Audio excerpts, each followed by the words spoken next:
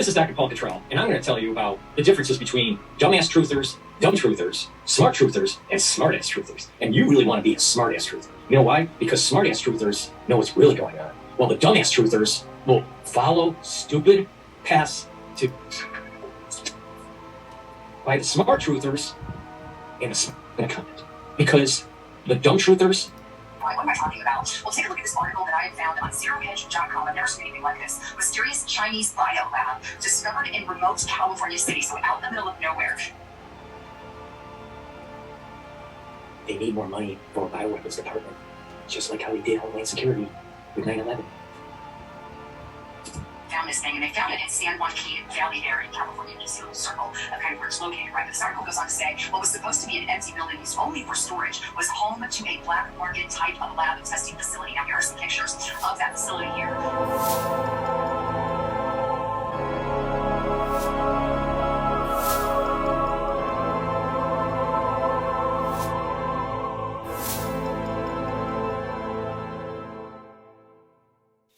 And by the way, it was discovered through a hose that was coming out of the wall. An inspector came out there, some kind of inspector came out there. But take a warehouse in the middle of the desert, and an inspector sees a hose not correctly connected to the building. That is such a front for a CIA operation where they're trying to convince you that it's a Chinese lab. And it just so happens that all these samples are nicely packaged.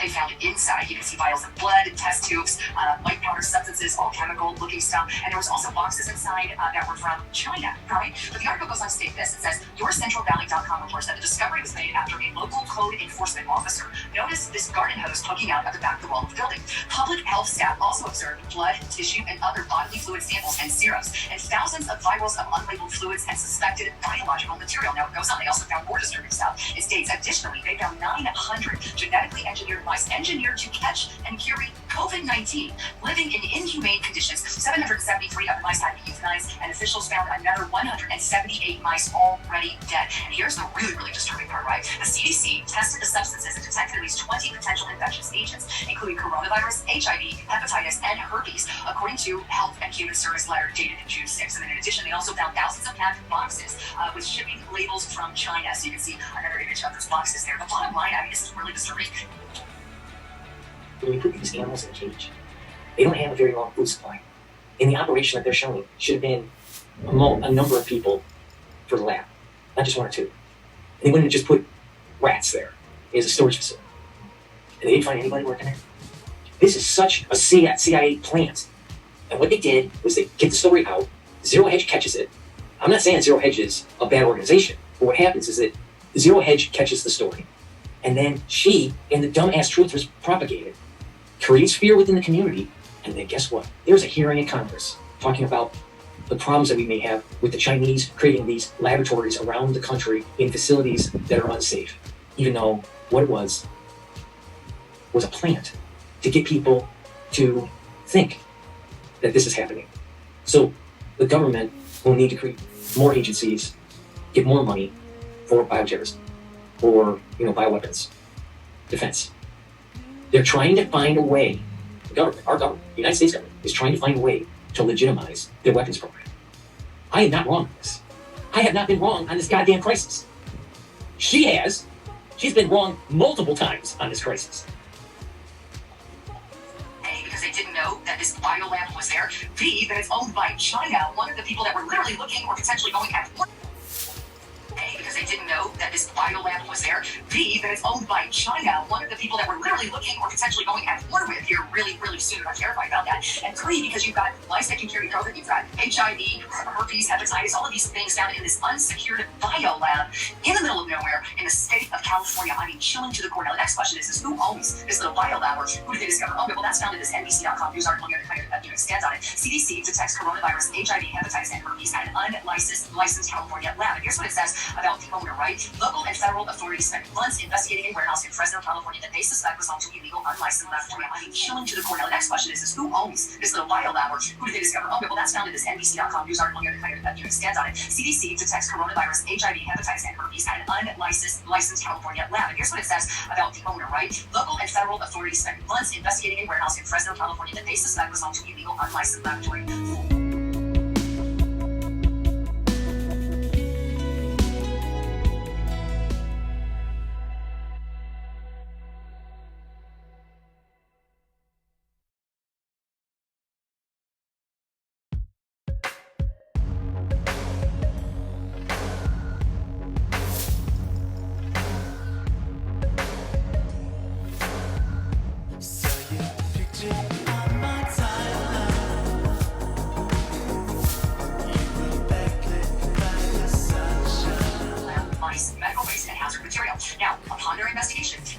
tenant was Prestige Biotech, a company registered in Nevada and unlicensed for business in California. City officials spoke with Yakin Wow, who was identified as the company president through emails included in court documents. He told officials that Prestige Biotech moved assets belonging to a defunct company, Universal Meditech Incorporated, to the Reedley warehouse from Fresno, and UMI went under. Prestige Biotech was a creditor to UMI and identifier as a successor. According to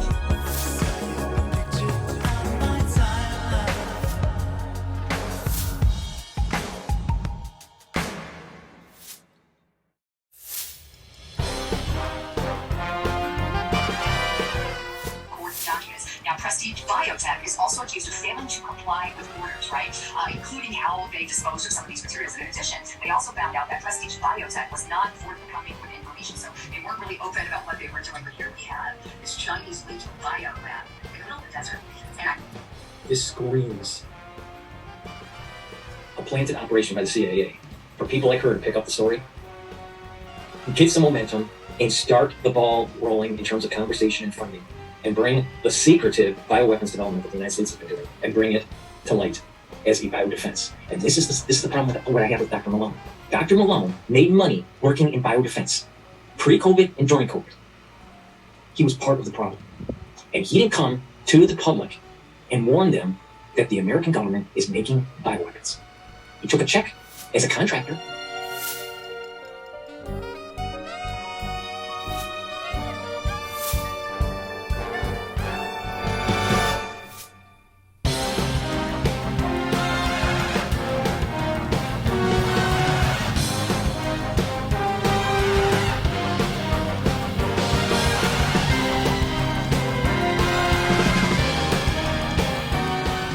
So he could pay his mortgage.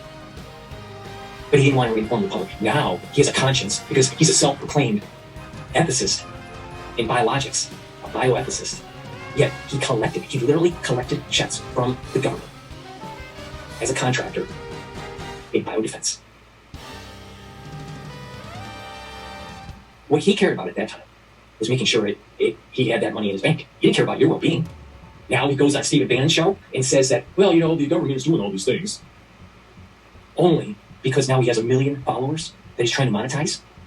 I'm telling you, Malone is a person you can't trust.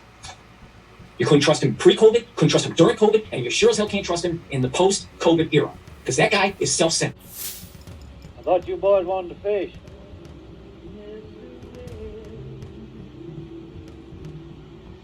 He's the one that done it! Why don't you get him? If my husband was here, he'd kill him dead. Car. Yeah, I like to drive it so much, I thought I'd just drop home for the weekend. Oh, just a hell of a note. Oh, shut up and take her home. You bet I will. I'm tired of this. You take her car. As far as I'm concerned.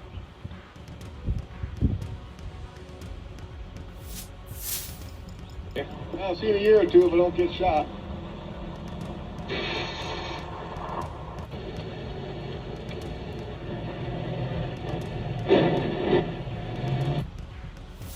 That guy is all about himself.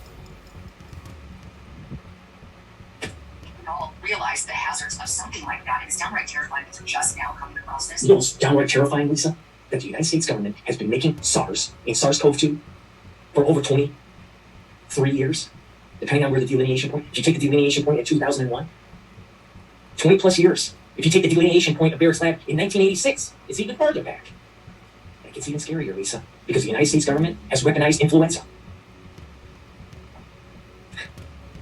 Yeah, like, this is an ongoing story, and I'll do another video on it. But the United States government did parallel weapon development in different labs, weaponizing coronaviruses and weaponizing influenza A.